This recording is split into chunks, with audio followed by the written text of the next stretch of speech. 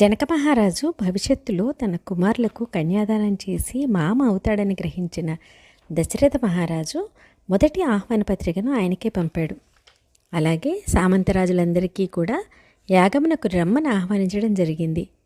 యజ్ఞాశ్వం 400 మంది క్షత్రియుల రక్షణతో భూమండలమంతా సంచరించి ఒక పూర్తి సంవత్సరం గడిచిన మీదట అయోధ్యకు తిరిగి వచ్చింది. అప్పుడు కానీ యాగం ప్రారంభం కాలేదు. ముందుగా చేయవలసిన యజ్ఞకర్మలన్నీ నిర్వర్తించిన మీదట దశరథ మహారాజు పట్టపురాణి కౌసల్య యూపస్తంభానికి కట్టివేయబడిన యజ్ఞాశ్వానికి ప్రదక్షిణం చేసింది.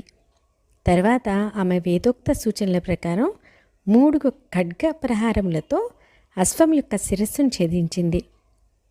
తదనంతరం ఋష్యశృంగుడు మృతి చెందిన అశ్వం యొక్క కొవ్వును యజ్ఞజ్వాలలలో ఆహుతి చేశాడు. సకల పాపముల నుండి విముక్తి పొందటానికై ఆ యజ్ఞ